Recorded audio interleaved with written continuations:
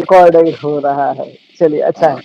तो सर सबसे पहले तो welcome welcome to third thank you. Astrology sir. नमस्ते थैंक यू। सर। आप थोड़ा अपना इंट्रोडक्शन दे सकते हैं? हाँ जरूर। देखो मैं तो 10 साल पहले 10-12 साल पहले से मैं एस्ट्रोलॉजी में था। वो मेरा हॉबीज था। मेरा एक किताब था, एक बंगाली किताब। वो जो बीपीएचएस होता है ना, बृहद पराशरा होड़ा, हाँ उसका हाँ। बंगाली ट्रांसलेशन। तो मेरा पास एक किताब था। उसमें जो भी मैंने सीखा उस किताब से सीखा। एकदम सीधी बात है। 14-15 साल पहले से मैं थोड़ा वो पढ़ना स्टार्ट किया था। उसके बाद मुझे क्यूरियोसिटी बहुत लगा। मैंने देखा कि हाँ एस्ट्रोलॉजी कुछ है। तो मेरा कुछ रिलेटिव का चार्ट उस टाइम में मैंने देखा था। एक दो प्रेडिक्शन देता था। तो मैंने देखा वो मिल जाता है। एक दो प्रेडिक्शन। मेरा कोई रिलेटिव जानना चाहता है कि मेरा जॉब चेंजेस होगा कि प्रमोशन कब होगा, मैंने देता था। ज्यादा नहीं, क्योंकि मैं जानता हूँ गलत प्रेडिक्शन देने से अच्छा नहीं देना है। एक दो प्रेडिक्शन देता था। किसी का मैरिज कब होना, ये छोटा छोटा एक दो प्रेडिक्शन देता था। तो उसके बाद मुझे लगा कि एस्ट्रोलॉजी में कुछ है, एकदम बेकार चीज नहीं है। मैंने तो इंट्रोडक्शन एक बार तुम्हारे साथ बात भी किया था कि हमारा, मैं तो तीनों चीज को मानता हूँ। परवरिश एक चीज होता है, जीन एक चीज होता है, और एस्ट्रोलॉजी भी एक चीज होता है। तो मैंने देखा एस्ट्रोलॉजी का मतलब इफेक्ट हमारे ऊपर रहता है। क्योंकि एक ही फैमिली में दो तीन बच्चा होता है, एक बच्चा एक टाइप का होता है और एक बच्चा अलग टाइप का होता है। ये तो हमने सब जानता है। तो इसका असर क्यों होता है? एक ही एक फैमिली, एक ही परवरिश, एक ही जीन, लेकिन अलग क्यों है? तो मैंने सोचा हाँ एस्ट्रोलॉजी कुछ है। जब वो बच्चा पैदा होता है ना, उस टाइम जो सारा प्लैनेट, नक्षत्र उस टाइम में जिस पोजीशन में होता है, तो उसका असर उस बच्चे के ऊपर पड़ जाता है।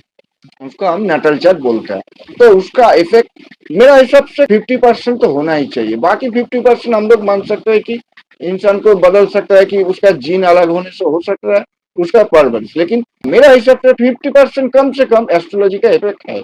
तो उसके बाद से मैंने, मान लो 2017 में एस्ट्रोलॉजी गाइडेंस एक ग्रुप खुला था। धीरे धीरे चल रहा है। अभी मान के चलो 7 साल से मैं प्रोफेशनली एस्ट्रोलॉजी कर रहा हूँ। और उसे मैं से सिखाता हूँ। 2-3 स्टूडेंट करके मैं ऑफलाइन से सिखाता हूँ। इतनी सर बात। मैं यहाँ पे दो क्वेश्चन आपको पूछूंगा। आपने सर जो वो बीपीएचएस बुक क्यों उठाई? ऐसा क्या हुआ आपके लाइफ में कि आपको ऐसा लगा कि मुझे एस्ट्रोलॉजी, या कोई भी आपकी सबसे पहली मेमोरी क्या है, या फिर आप किस तरीके से वो बीपीएचएस की तरफ गए? Good question. क्यों गया है? एक्चुअली मेरा ना बड़ा भाई वो एस्ट्रोलॉजी वो करता था। उसका भी हॉबीज था। तो मैंने उसी के उसको देखकर ना मुझे थोड़ा लगा कि वो भी प्रेडिक्शन देता था उस समय। मान के चलो हाँ आज से 20 साल पहले वो भी अच्छा थोड़ा प्रेडिक्शन देता था। उससे मतलब इंस्पायर होके बोल के चलो कि एस्ट्रोलॉजी में कुछ है। मेरे बारे में भी एक दो चीज बताया था। तब जाके मुझे लगा कि एस्ट्रोलॉजी तो, तुम मान के चलो मेरा दादा को देखकर मुझे, बड़े भाई को देखकर मुझे इसमें इंटरेस्ट लगा। अच्छा सर अभी और एक बात, और एक इंटरेस्टिंग बात देखो, संजोग बोल सकते हो। मेरा एक दोस्त था उस टाइम में, बचपन का दोस्त, ही मुझे वो किताब गिफ्ट में दिया था, फ्रेंडशिप में। हाँ। सोचो, आज भी मेरे पास वो किताब है। अच्छा आज भी है वो। 16 साल पहले मुझे वो एक फ्रेंड्स ने गिफ्ट दिया था वो किताब। बस उसी से मेरा स्टार्ट हो गया था धीरे धीरे इंटरेस्ट एस्ट्रोलॉजी में। मैं दरअसल ऐसा सोचता हूँ कि ये जो एस्ट्रोलॉजी में आना है ये अलग जरिया होता है, but I think it's all destiny. हमारा डेस्टिनी है कि इस एस्ट्रोलॉजी फील्ड में आ जाए, इसी बारे में पढ़े, इसीलिए सम हाउ और सम अदर वे हम लोग आ जाते हैं, हम लोग उसके ऊपर सीखे लेते हैं, वो पार कर लेते हैं। तो मुझे ऐसा लगता है कि वो शायद वेज अलग होते हैं, लेकिन वो एक्चुअली दरअसल पूरा डेस्टिनी का ही खेल है कि यहाँ पे आना, सीख जाना, समझ लेना। हाँ मैं और वो एक बात सब चीज आपको यहाँ पे ऐसे पूछूंगा। आपको, आपने कहा कि एस्ट्रोलॉजी आपने सीखा, आपको लगा ऐसे कि सही है, तो मैं आपको थोड़ा, क्योंकि आप इस फील्ड में हो, आप अच्छे से सिखाते हो, बहुत सालों से आप इस फील्ड में, तो मैं आपको ये पूछना चाहूंगा कि सर वो प्लैनेट्स इतने दूर हैं, है ना, वो तो हमें तो पता भी नहीं है कि एरिस साइन कहाँ है। हम लोग तो बस वो जो बुक में लिखा है वही देख रहे हैं। क्यों उसका इफेक्ट अपने ऊपर होता है, या हम ह्यूमंस के ऊपर होता है? क्यों ऐसा होता है sir? Good question, again good question. Actually देखो, हमारा मुनि ऋषि ना 6,000 7,000 साल पहले वो बहुत बड़ा साइंटिस्ट था एक्चुअली। अब देखो मान के चलो 70 साल पहले जो मॉडर्न साइंस ने डिस्कवर किया कि जो प्लैनेट से बोलो या स्टार से जो एनर्जी आता है, कॉस्मिक एनर्जी बोलो, मैग्नेटिक एनर्जी, वो हमारे शरीर नहीं बल्कि पूरा अर्थ को आर पार कर चला जाता है। मतलब 70 80 साल पहले मॉडर्न साइंस ने ये मतलब मान लिया, हाँ स्टार का जो इफेक्ट, कॉस्मिक रे, मैग्नेटिक इलेक्ट्रिक वेव जो आता है सिर्फ हमारा शरीर नहीं, वो कंक्रीट का बिल्डिंग नहीं, पूरा अर्थ को करके जाता है। तो सोचो हमारा मुनि ऋषि उसी हिसाब से कि हमारे ऊपर जितना भी दूर हो स्टार, उसका जो एनर्जी आता है हमारे ऊपर से, तुम सोचोगे ना दिमाग घूम जाएगा इतना मतलब एडवांस उस टाइम में वो हमारा मुनि ऋषि ने बनाया था। कि देखो उस पूरा एक जो जोडियाक होता है ना, एक सर्कल की तरह 360 डिग्री, उसको उसने ही डिवाइड किया था मुनि ऋषि ने, हम लोग तो नहीं कि 12 साइन अलग अलग। देखो एक एक जोडियाक क्या होता है, एक एक जोडियाक जो साइन होता है ना, जो राशि भी बोला जाता है, वो एक ही चीज है, जोडियाक साइन राशि। कई सारे स्टार मिलकर ना एक एक जोडियाक होता है, उसका अलग अलग जो नेचर होता है उसने डिस्क्राइब किया हमारा मुनि ऋषि। एरिस, ठीक है, ये एरिस का जो जितना सारा स्टार है उसको मिला के कुल मिला के जो एनर्जी आ रहा है हमारे ऊपर, इंसान के ऊपर, ये उसने मुनि ऋषि ने बता के गया। अब देखो मैं एक बात बताऊंगा, बहुत सारे ना श्लोका जो उस टाइम में किया था वो ना थोड़ा चेंज हो गया, क्योंकि मॉडर्न जमाने में कहीं किताब, पुराना किताब गायब हो गया, उसका पता भी नहीं चला। और दूसरा चीज है, एक एक ट्रांसलेटर ना वो अपने हिसाब से उस श्लोका को ट्रांसलेट कर दिया, वरना ओवरऑल जो बता के गया है वो सब सही है। थोड़ा इधर उधर हो सकता है, कंट्रोवर्सी हो सकता है, लेकिन मेरा कहने का मतलब है आज मॉडर्न साइंस 70 80 ईयर्स पहले जो माना कि जो रेस आता है सिर्फ हमारे ऊपर नहीं पूरा अर्थ को कवर कर जाता है, तो एस्ट्रोलॉजी है कि इफेक्ट देता है। सर ये आपने बहुत अच्छी बात की है कि एस्ट्रोलॉजी है जो इंटरप्रिटेशन है वो शायद अलग अलग हो तरीके से, मतलब आपने जैसे कहा ठीक है, वो लिखा हुआ वो वैसा ही है, अभी का उसका जो कॉन्टेक्स्ट है, जो रेफरेंस है, वो शायद अभी किस अलग तरीके से हमें देखना चाहिए। वो टाइम पे जैसे हम लोग राहु कहते थे, तो राहु कहते थे जो समाज में है नहीं, जो बाहर है ना, जो लेटेस्ट टेक्नोलॉजी या इस तरीके से, वो टाइम पे शायद वो खराब हुआ होता।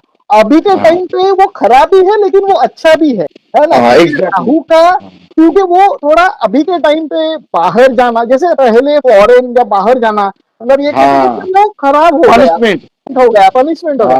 बट अभी वो हर टाइम पनिशमेंट नहीं है, अभी भी उसके जो जो बुरा इम्पैक्ट है वो है, आपके फैमिली से दूर रहते हो, दोस्तों से दूर रहते हो, लेकिन अब अच्छा भी है क्योंकि फॉरेन जाते हो तो और अलग आपको एक दुनिया मिलती है, तो ये बहुत अच्छी बात है। तो मुझे ऐसा लगता है कि जो एस्ट्रोलॉजी के बारे में जो बहुत सारी जो गलत फहमियां है वो दरअसल वो कॉन्टेक्स्ट ना समझने की वजह से है। मुझे ऐसा लगता है कि वो इंटरप्रिटेशन में कहीं वो एस्ट्रोलॉजी मिस हो जाती है। तो जो एक्चुअल एस्ट्रोलॉजी है वो है, जो एस्ट्रोलॉजर पार्ट आता है वो शायद वो पढ़ नहीं पाता और ऐसे ही वो मिस कर जाता है, और उसकी वजह से बहुत सारे गलत फहमियां आगे आ जाती है कि शायद एस्ट्रोलॉजी, वो एस्ट्रोलॉजर किस तरीके से बताता है वो सही नहीं है, तो लोगों को ऐसा लगता है कि एस्ट्रोलॉजी ही सही नहीं है।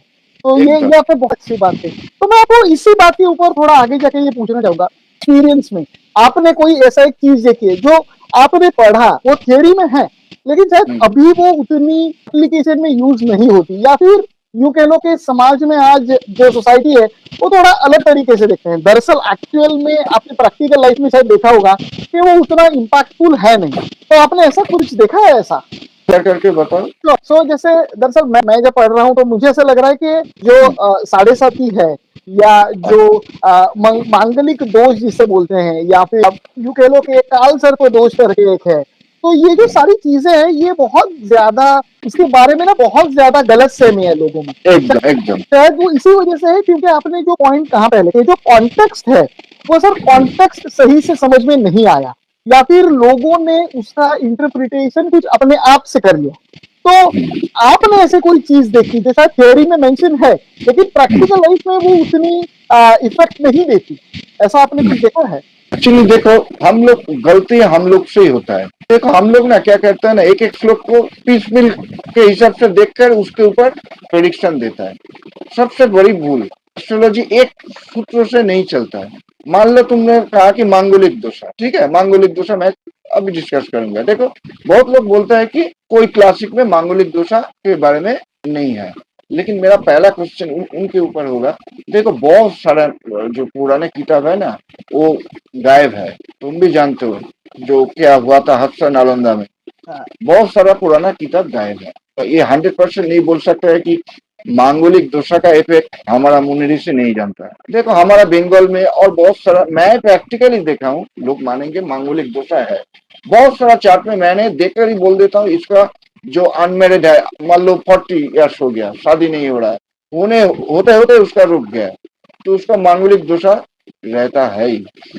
तो इसको नजरअंदाज काल सर्प दोषा भी है, वो भी कुछ लोग बोलेंगे कि क्लासिक में नहीं है। मैं उस डिस्कस में नहीं जाऊंगा। हो सकता है, ये भी हो सकता है कि हमारा मुनि ऋषि सबने देखा है, लेकिन कुछ फ्लो का हो सकता है कि गायब हो गया, वो खो गया। ठीक है, आप देखो मांगलिक दोषा का कोई भी दोषा हो, कालसर्प को दोषा भी हो, उसका कैंसिलेशन थ्योरी को भी देखना होगा।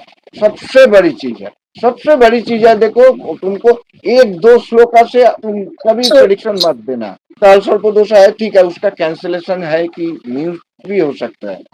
कहीं कहीं कई बार तुम देखो कि कालसर्प दोषा है चार्ट में, वो बहुत स्ट्रगल दे रहा है, हार्डल्स दे रहा है, लेकिन आफ्टर दैट वो नेटिव बहुत आगे बढ़ जाता है। हाँ, जैसे हार्डल रेस होता है ना, जंप कर करके जाता है, तो कालसर्प को अच्छा भी रिजल्ट दे सकता है। मांगलिक दोषा भी है कालसर्प को, मैं भी मानता हूँ।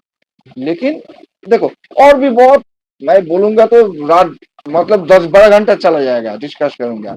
देखो जो अच्छा अच्छा योग है, राजयोग, सिंहासन योग, सब योग होता है, 100% होता है। लेकिन तुम जो डीपली जो एस्ट्रोलॉजी जानेगा ना, वो योगा क्या कैंसिल है, म्यूटेड है। मान लो तुम्हारा चार्ट में जो योगा है, मैं एक एग्जांपल दूंगा। पेरिस लग्नों के लिए देखो क्लासिक रूल्स जो मैं बता रहा हूँ कि 9th और 10th जब एक साथ रहेगा तो राजयोगा देता है। ठीक है, देखो श्लोका आधा श्लोका पढ़ने से ना एस्ट्रोलॉजी कभी नहीं होगा। एक स्टेप करके नेक्स्ट स्टेप तुमको जाना पड़ेगा। लेकिन बहुत सारा एस्ट्रोलॉजर नेक्स्ट जो श्लोका में मुनि ऋषि ने बताया उस पर ध्यान नहीं देता है। तो क्लासिक का एक रूल्स है कि 9th और 10th जब एक साथ रहेगा तो राजयोगा देता है। आप देखो बात का श्लोक नहीं देखता, आप एरिस लग्नों के लिए देखो। एरिस लग्नों के लिए जुपिटर है 9th लॉर्ड, सैटर्न है 10th लॉर्ड। एरिस लग्नों के लिए जुपिटर सैटर्न राजयोगा नहीं देगा, क्योंकि सैटर्न उस लग्नों के लिए बाधक भी बोला जाता है और मतलब एकदम एनिमी। तो ये सब चीज ध्यान में रखना होगा। सिर्फ एक श्लोक हमारा मुनीष ने बता के गया 9 और 10 संयोग से राजयोग, तो तुमको और भी श्लोक पे जाना पड़ेगा स्टेप बाय स्टेप, तब जाके तुमको एस्ट्रोलॉजी थोड़ा पकड़ में आएगा। ये इजी, उतना इजी सब्जेक्ट नहीं है, बहुत टफ सब्जेक्ट है, सालों लग जाता है। जो जितना रिसर्च करेगा वो आगे जाएगा। तो सर आप ऐसा कहना चाहते हो कि मंगल दोषा या साढ़े सती हो गया या काल सर्प दोष हो गए, या अभी आप जैसे बोल रहे थे कि तो कोई पर्टिकुलर चीज जस्ट आपके पास क्योंकि मंगल में है उससे सिर्फ मंगल दोषा नहीं होता, उसके एकदम लिए आपको बाकी बहुत सारी चीजें देखनी पड़ेगी। मतलब जो लोग बोलते हैं सिर्फ कुंडली हाँ देख के ऑनलाइन एक पढ़ के कि ये मंगल दोषा है, वो दरअसल सही नहीं है। तो आपको एकदम उसके लिए थोड़ा और आगे जाके आपको ये भी देखना पड़ेगा कि कोई कैंसलेशन है क्या, वो आपको एकदम कभी आपका महादशा में वो आपको रिजल्ट दे रहा है, लेकिन वो कभी रिजल्ट देगा, क्या उसका रिजल्ट आपके लिए वैलिड है क्या। तो ऐसे बहुत सारी चीजें हैं जो शायद कुंडली में होती रहती है, बट वो ऑनलाइन जो एस्ट्रोलॉजी बताते हैं या फिर जिस तरीके से वो एस्ट्रोलॉजर बताते हैं वो दरअसल सच से ज्यादा डराने का काम ज्यादा करते हैं। वो एकदम सोचते हैं कि थोड़ा डराए तो मैं भी वही सोचता हूँ कि ये जो सारी चीजें हैं इसके अंदर बहुत टाइम लगता है कि समझने के लिए। ये ऑनलाइन एक 5 मिनट में आपने पढ़ लिया या 2 मिनट में पढ़ लिया, एक वीडियो से आपने देख लिया, हाँ तो वो सही नहीं है। जैसे आप कह रहे थे कि सिर्फ एक श्लोका से शायद पूरी एस्ट्रोलॉजी या पूरा चार्ट समझ में नहीं आएगा। हाँ, तो इतना आसान है नहीं, बस ऑनलाइन एक वीडियो पढ़ के आप बोल नहीं सकते ना ऐसा। एकदम। सही है। एक्चुअली देखो ये जो लोग 2 मिनट 5 मिनट का काम नहीं है प्रिडिक्शन। 2-5 मिनट कोई एस्ट्रोलॉजर प्रिडिक्शन नहीं करते, एक दो चीज बता सकता है। मतलब इंस्टेंट कोई अगर जो हम लोग ऑनलाइन में करते हैं, फेसबुक में क्विज में भी करते हैं, ठीक है, एक चीज मुझे लगा है ये है, वो अलग बात है। लेकिन एक चार्ट डिकोड करने के लिए ना मेरा हिसाब से कम 3 घंटा टाइम लगता है। कम से कम लोग लोग तो सोचता ही नहीं है कि 2 मिनट में ये नूडल्स नहीं है, इंस्टेंट नूडल्स बनाना काम नहीं है, ये 2 मिनट में प्रेडिक्शन। यही बात है, टाइम देना पड़ता है। उस जितना भी चाहे एक्सपीरियंस एस्ट्रोलॉजर देखो हर एक चार्ट ना, एक नया चार्ट हर एक ज्योतिष के लिए ना चैलेंजेस होता है। ऐसा कोई फिक्स रूल नहीं है। देखो हम लोग 800 करोड़ इंसान है, तो चार्ट के तो मिल जाता है, लेकिन सबका अलग तो रिजल्ट देता है ना। तो डिविजनल चार्ट देखना पड़ता है, दशांश तो बहुत कुछ देखना पड़ता है, तब जाके 60% 70% उस नेटिव का कैरेक्टर, उसका ओवरऑल वेल्थ नेचर, ये हम गारंटी के साथ बता सकता है। आप देखो इवेंट प्रेडिक्शन सबसे टफ चीज है। इवेंट प्रेडिक्शन, हाँ ये कोई भी एस्ट्रोलॉजर अंदाजा कर सकता है आने वाला 2 महीने में आपको अच्छा होगा या बुरा होगा, या किस चीज में बुरा होगा, ये भी ठीक है। लेकिन एकदम पिन पॉइंटेड इवेंट प्रेडिक्शन, ये ऊपर वाला जानता है। ये ऐसा मैं गिमिक प्रेडिक्शन कभी नहीं देता, ठीक है। तो किसी को भी देना नहीं चाहिए, एस्ट्रोलॉजी का लिमिटेशन भी सोचना चाहिए। आपने बहुत अच्छी बात की है सर। मैं दरअसल ऐसे सोचता हूँ कि ये जो साइंस जो थियोरी है, ये साइंस है, it's science of astrology. But ऐसे एक अभी बहुत खूब बात है कि कुछ लिमिटेशंस भी है एस्ट्रोलॉजी के बारे में। कोई चीज है जो लिमिटेशंस होते हैं एस्ट्रोलॉजी को, तो क्या लिमिटेशंस है? वही लिमिटेशन देखो, एक होता है कि पहला लिमिटेशन है पिन पॉइंट प्रेडिक्शन देना। हाँ, उतना आसान चीज नहीं है। सबसे पहले चीज है कि किसी बंदे ने, मान लो मैं एग्जांपल दूंगा तो तुम्हें आसान रहेगा। मान लो किसी ने तुम्हारे पास आया कोई क्लाइंट, तो तुमने कुछ नहीं बताया, उसका 1 महीने में एक कार एक्सीडेंट हो गया, नहीं हो लेकिन कार एक्सीडेंट, तुम उसको नजरअंदाज कर गया, तो वो आके बोलेगा आपने नहीं बताया, आप तो एस्ट्रोलॉजर है। ऐसा हो सकता है। कुछ बुरा चीज कोई अच्छा एस्ट्रोलॉजर बता सकता है, भाई तुम सावधान रहो। अब देखो हर एक चीज, हर एक प्रेडिक्शन देना, इन फ्यूचर में क्या होगा, मेरा बिजनेस चला गया तो आपने नहीं बताया, ऐसा उतना आसान चीज नहीं है। यही है लिमिटेशन। और एक लिमिटेशन होगा ना, देखो ये बहुत गहरा चीज है। लिमिटेशन जानते हो, मैंने शायद एक बार पोस्ट भी किया था। मान लो तुम्हारा, मैंने देखा कि तुम्हारा अभी जो चल रहा है, आने वाला 1 साल तुम्हारे लिए खराब जाएगा, लेकिन ऐसा ज्यादा खराब नहीं हुआ। उसका रीजन भी है, तुम्हारा स्पाउस, तुम्हारा वाइफ, शायद उसका चार्ट में कुछ अच्छा जोगा है, या दशा चल रहा है, उसका इफेक्ट तुम्हारे ऊपर पड़ेगा। तुम्हारा बच्चे का भी चार्ट है, तो इस देखो हम लोग जो फैमिली में रहता है ना, सबका ना थोड़ा थोड़ा असर रहता है हमारे ऊपर। तुम्हारा वाइफ का चार्ट नहीं देखा तो मुझे अंदाजा होगा कि हाँ तुम्हारा 1 साल तुम्हारा खराब जाएगा, लेकिन तुमको उतना खराब नहीं गया, क्योंकि तुम्हारा वाइफ का चार्ट में ऐसा कुछ है, वो अलग टॉपिक हो जाएगा, लेकिन आशा तुम्हारे पर देगा। ये बात देखो, इसलिए पराशरा मैं तो उनको ही एक मानता हूँ जो पराशरा को फॉलो करेगा, और कोई ज्योतिष में जाने का जरूरत नहीं है। पराशरा ने क्या बताया, क्या स्वरवर्ग। देखो स्वरवर्ग क्या होता है, जो सबसे इंपॉर्टेंट डिविजनल चार्ट में, लग्न चार्ट जिसे क्षेत्र बोलता है। और क्या होता है D3, जो 3 सिविलिंग्स, 9 स्पाउस, लाख, मैं लाख को बाद में बताऊंगा, स्पाउस। और क्या होता है D12, जो ये सब जो 6 वर्गो बोला है, देखो सब हमारे साथ रिलेटेड, सब हमारे मेंबर है। भाई बहन D3, स्पाउस D12, पेरेंट्स 30 हमारा बैड लक। ये सब ना मतलब फिक्स मान के चलो। ये सब वर्गो ना तुम उसको ज्यादा बदल नहीं सकते, तुम पेरेंट्स को तुम बदल नहीं सकते। जो पराशरा ने बात बोल के गया, वर्गो इज मोस्ट इम्पोर्टेंट। अब देखो D10 जो है, मैं एग्जांपल देने से तुमको और भी अच्छा है। D10 जो है, जो career chart, you can change your career by your effort, but you can't change your parents, your shift. That is why 6 divisional सर्ववर्ग is most जो सर्ववर्ग होता है। ये आपने बहुत सही बात है सर। मैं आपको बहुत सही बात है सर, मैं आपको एक बताना चाहता हूँ। मैं 2020 में जब मैं दरअसल में इंडिया से शिफ्ट होके बाहर आ रहा था, तब मुझे बताया था कि आपके लिए ना टाइम बहुत खराब है, आगे के 1 या 1.5 साल ना आपके लिए टाइम बहुत खराब है। तो जैसा आपने कहा वैसा ही हुआ, लेकिन उतना मुझे खराब नहीं हुआ टाइम, क्योंकि जैसे आपने कहा मेरे वाइफ को जल्दी जॉब लग गया, तो मेरा तो टाइम खराब जा रहा था, लेकिन मुझे इतना इम्पैक्ट नहीं हुआ, क्योंकि मेरे वाइफ को जो जॉब लगा था उसके वजह से, मतलब वो कहना चाहते थे कि मुझे फाइनेंशियली बहुत लॉस होगा, बट एक्चुअली क्योंकि मेरे वाइफ को जॉब लग गया तो लॉस तो मुझे हुआ, लेकिन मुझे पर्सनली उतना इम्पैक्ट नहीं हुआ, क्योंकि उन्हें ऑलरेडी जॉब लग चुका था। तो थोड़ा फैमिली में इनकम आ रहा था। तो मैं वही कहना चाहता हूँ कि यही होता है, क्योंकि एक चीज जब हम लोग देखते हैं तो इसके वजह से बहुत सारी जो चीजें है ना, वो हम लोग नजरअंदाज कर देते हैं। हम बस एक चीज, तो मुझे ऐसा लगता है कि एज ए एस्ट्रोलॉजर ये भी समझना जरूरी है, जो ऑनलाइन कंसल्ट करते हैं या फिर जो बताते हैं कि ऐसा ही होगा, डंके के चोट पे ऐसा नहीं हो सकता, क्योंकि नहीं। उसके अंदर हजार चीज। हाँ, क्योंकि हम लोग ये बोल सकते हैं कि भाई शादी का भी ऐसा ही कि शादी होगा, अब करना तो हाँ, उन्हें ही है। अगर वो बोले कि एकदम मैं बैठूंगा ही नहीं मंडप में, तो अपने आप से तो शादी नहीं होगा किसी का एकदम भी। शादी का प्रेडिक्शन सबसे बड़ा टफ क्वेश्चन। हम अच्छा। लोग देखते हैं कि इस समय सेवेंथ लॉर्ड, उसका ट्रांजिशन वेनस और जुपिटर का हम देखते हैं, उस हिसाब से हम बताते हैं "ए, तुम्हारा नेक्स्ट ईयर में 3 महीना तुम्हारा शादी के लिए अच्छा टाइम आएगा"। अब होगा कि नहीं मैं तो गारंटी नहीं देता हूँ, क्योंकि शादी का कोई गारंटी नहीं देता। यही बात, यही है लिमिटेशन, एस्ट्रोलॉजी का सिर्फ यही लिमिटेशन है, इसको मान तो के चलना पड़ेगा। तो हम लोग ये कह सकते हैं कि योग आ सकता है, जॉब लगने की हाँ प्रोबेबिलिटी है।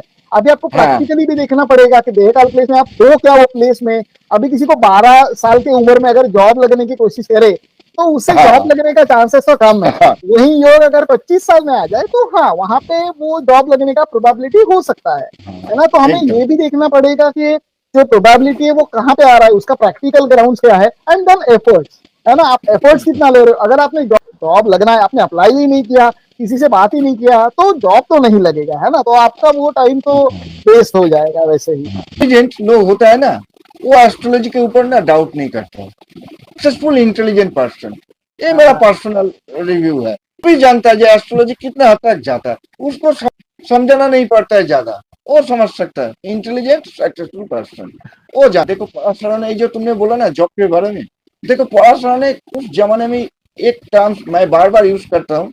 मैंने क्विज में जब एक बातें आप बहुत लोग वो कॉपी कर रहा है, वो बात तो मेरा बात नहीं है, पराशर का बात है। देश काल पात्र बहुत इंपॉर्टेंट है, क्योंकि देखो देश काल पात्र हर एक कल्चर अलग होता है, हर एक देश का इकोनॉमिक कंडीशन अलग है। मैं एक एग्जांपल देता हूँ, इंडिया का गवर्नमेंट जॉब देखो कितना लोग करता है, 2% मैक्सिमम। और उधर देखो स्कैंडिनेवियन कंट्री में जैसे होता है ना, डेनमार्क हो गया, स्वीडन। उधर देखो 15 से ऊपर लोग गवर्नमेंट जॉब करते हैं। तो देश काल पात्रों को भी देखना चाहिए। अब तुम पूछो। सही बात। नहीं सर, आपने ये बहुत अच्छी बात है, क्योंकि हम लोग भी यही देखते हैं। मैं इंडिया में जब हम लोग पैदा हुए, शायद ऐसा हो सकता है कि अफगानिस्तान हो गया या कोई हाँ ऐसा देश है जहाँ पे उतना देश का टाइम अच्छा नहीं चल रहा।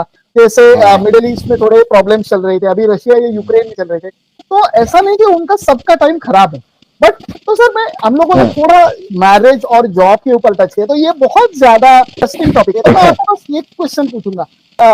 आपके स्टडीज में या आपके एक्सपीरियंस से आप कुछ ऐसा बता सकते हो कि अगर मैं कुछ नहीं जानता, मैं सिर्फ ये जानता हूँ, मुझे एस्ट्रोलॉजी भी नहीं पता, लेकिन मैं अभी स्ट्रगल कर रहा हूँ जॉब को देख के, तो मैं क्या देखूं कि मुझे पता चल जाएगा कि आने वाले टाइम में मेरे साथ ये होगा।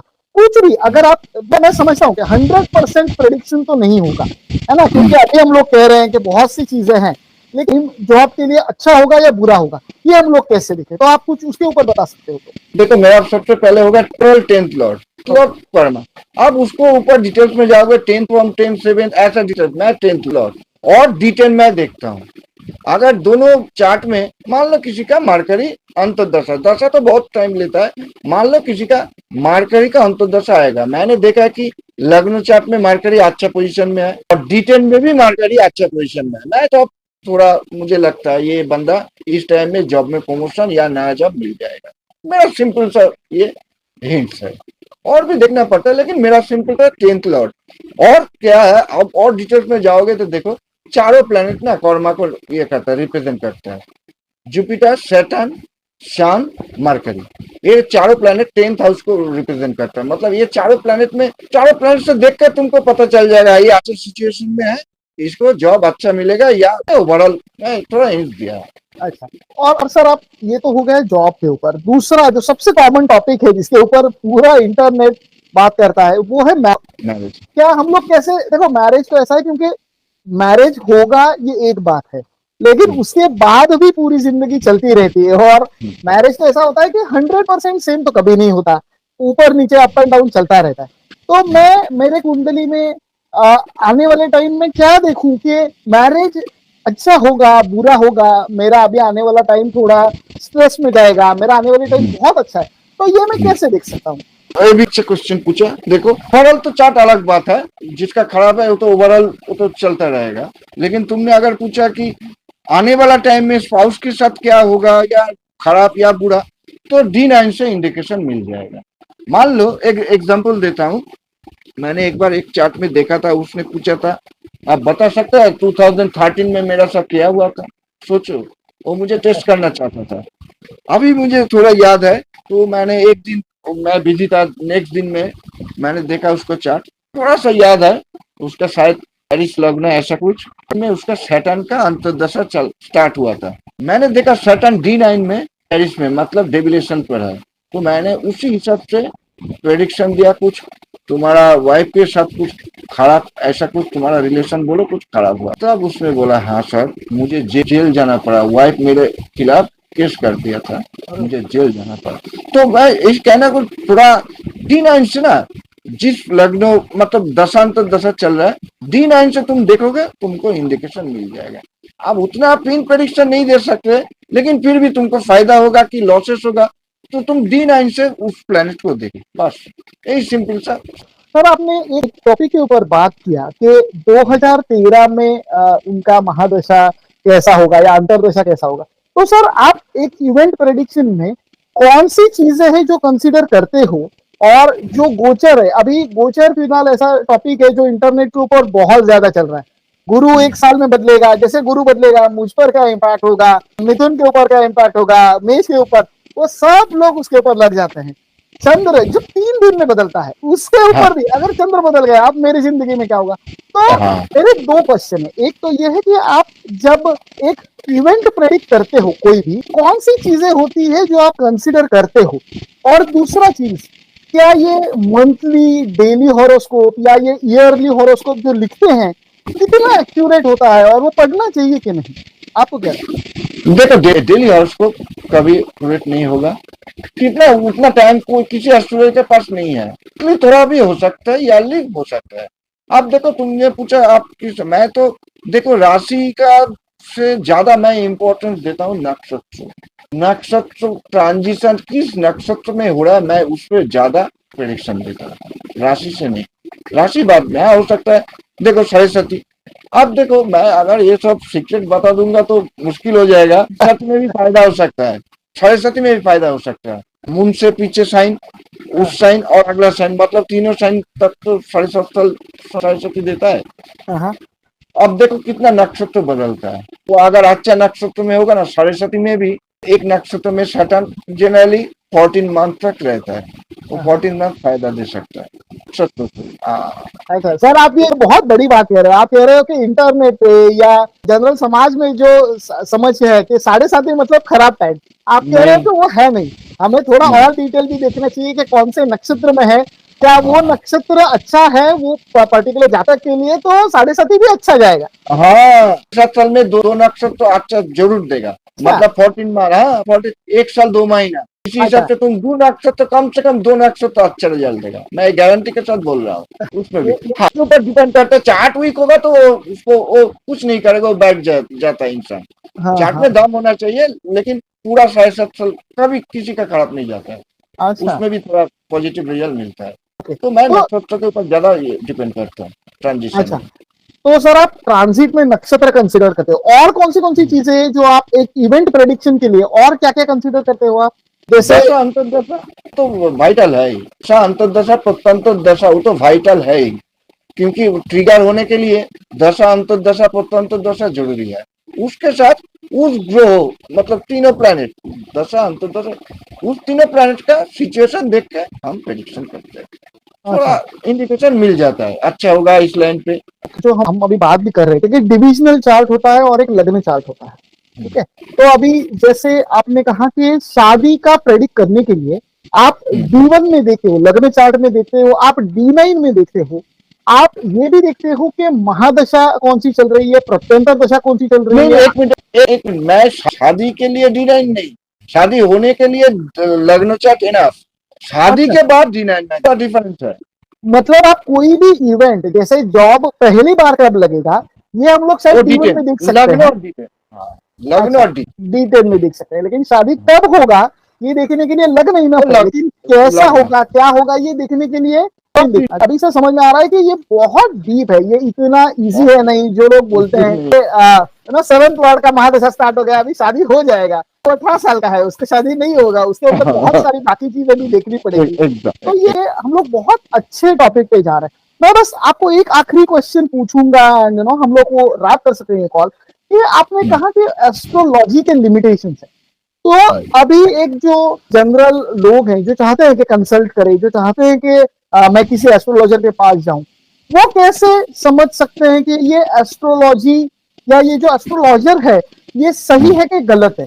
ऐसे क्या पॉइंट्स उन्हें देखने चाहिए जिससे वो समझ सके कि ये एस्ट्रोलॉजर सही है या ये मुझे गुमराह कर रहा है, मुझे ये गलती कर रहा है, मुझसे ये थोड़ा कुछ और इंटेंशन है, इसका पैसा निकालना चाहता है या बाकी भी कुछ करना चाहता है? तो ये कैसे वो समझ पाए कि असली एस्ट्रोलॉजर कौन है? फिर क्या क्वेश्चन पूछा तुमने? मेरा हिसाब तो देखो, सबसे आसान होगा ऐसा एस्ट्रोलॉजर जो तुम्हारा बारे में कुछ, तुम्हारा हैबिट, तुम्हारा नेचर, तुम्हारा हाइट, ये थोड़ा पहले बता दो, तब जाके उसको समझ में आएगा हाँ, ये एस्ट्रोलॉजर जानता है। मेरा छोटा सा ही टिप्स, बाकी ऊपर वाला जानता है कौन एस्ट्रोलॉजर अच्छा कौन बुरा।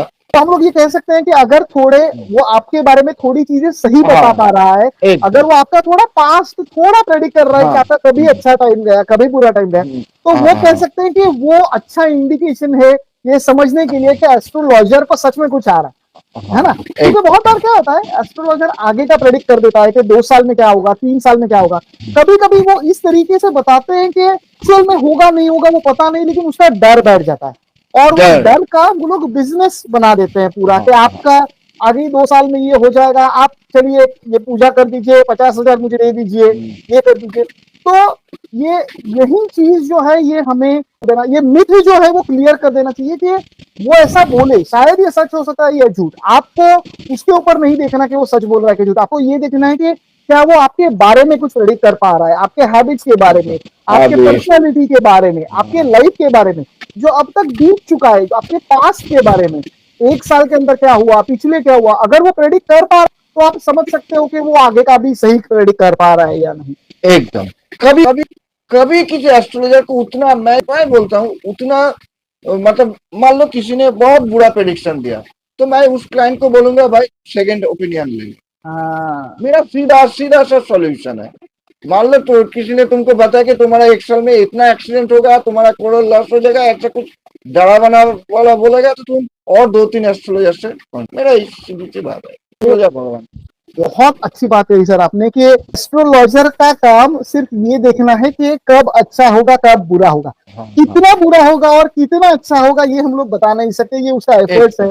एंड ऑफ द भगवान उनकी जो मर्जी है वैसे ही चलेगा, उसके सिवा तो कुछ नहीं चलेगा। तो वो ये चीज बहुत अच्छी है सर। अभी आप इतना एक्सपीरियंस शेयर कर रहे हो, इतना सब कुछ शेयर कर रहे हो, तो सर अभी अगर मुझे आपके पास आके सीखना है तो क्या आप क्लासेस ले रहे हो या फिर आप क्या कहोगे, आप कैसे कांटेक्ट कर सकते हैं? अगर मैं चाहता हूं कि मैं आपके पास, अगर कोई चाहता है कि वो आपके पास आके सीखे, आपसे कांटेक्ट करे, तो मैं आपसे कैसे कांटेक्ट कर सकता हूँ? आपके कांटेक्ट डिटेल्स क्या होंगे? कांटेक्ट मेरा व्हाट्सएप नंबर है, उसमें वो मैसेज कर सकते हैं। मेरा तो देखिए, मेरा 2 चीज होगा, एक होता है ऑफलाइन क्लासेस और एक होगा ऑनलाइन क्लासेस। तो जो जिसका मर्जी है वो कर सकते हैं। मैं तो सिखाता हूँ, मैंने सिलेबस भी तुमको भेजा है, शायद देख लेना। पावर एस्ट्रोलॉजी के ऊपर मैं सिखाता हूँ। टाइम लगता है, मैं उतना टाइम लगता है भाई, मैं उतना मतलब क्या बोलते हैं ना, टाइम देता हूँ सिखाने के लिए। ये आपने जैसे पहले कहा था कि ये 2 मिनट नूडल है नहीं, इसमें आपको बहुत ज्यादा टाइम देना पड़ेगा, आपको डेडिकेशन से बहुत चार्ट पढ़ने पड़ेंगे, क्योंकि एक आप एज अ टीचर आप थ्योरी सिखा सकते हो, आप आपका पर्सनल एक्सपीरियंस सिखा सकते हो, लेकिन जिन्हें सीखना है उन्हें बहुत सारे चार्ट्स पढ़ने पड़ेंगे। तब मैं यहाँ पे सर एक बात कहना चाहता हूँ कि मैं खुद क्योंकि इस फील्ड में 17 सालों से हूँ, तो मुझे ऐसा लगता है कि मैंने यही सोच के एक प्लेटफॉर्म बनाया है जहां पे मैं आपको भी इनवाइट कर रहा हूं कि आप आइए मेरे प्लेटफॉर्म पे आके आप सिखाइए। मैं आपको बहुत सारे स्टूडेंट्स ला के दूंगा जो एक्चुअल में सिखाते हैं, और मैं स्टूडेंट्स को भी दरख्वास्त करना चाहूंगा कि अगर आपको असल में एस्ट्रोलॉजी के बारे में सीखना है, अच्छी तरीके से एथिकल एस्ट्रोलॉजी सीखनी है, माल प्रैक्टिसेस को पूरा इरेडिकेट करना है, आपको ये सीखना है कि किस तरीके से पढ़ें, तो आप आइए। हम लोग जैसे एस्ट्रोडेव मुखर्जी है, ऐसे ही कई एस्ट्रोलॉजिस्ट आपको ये भी सिखाएंगे कि किस तरीके से कुंडली सीखी जाती है, और आपको लाइव कुंडली भी वो पढ़ के बताएंगे। सर आपको बताएंगे कि किस तरीके से पढ़ी जाती है कुंडली, किस तरीके से देखा जाता है, एक अप्रोच क्या होता है कुंडली के लिए। हम लोगों ने बहुत सारी चीजों की बात किया, हर एक चीज इन डिटेल हम लोग इस प्लेटफॉर्म पे सिखाएंगे। तो अगर आप रियली इंटरेस्टेड हो तो आप रीच आउट कीजिए हमें, मैं अपना पूरा डिटेल डिस्क्रिप्शन में डाल रहा हूँ। मैं सर का कॉन्टैक्ट डिटेल्स, सर के पूरा जो आप अगर आप सर से कंसल्टिंग लेना चाहते हो, अगर सर से ऑफलाइन क्लासेस लेना चाहते हो, तो मैं पूरे सर के डिटेल, सर का कॉन्टैक्ट नंबर डाल रहा हूँ, आप सर के डायरेक्ट रीच आउट कीजिए।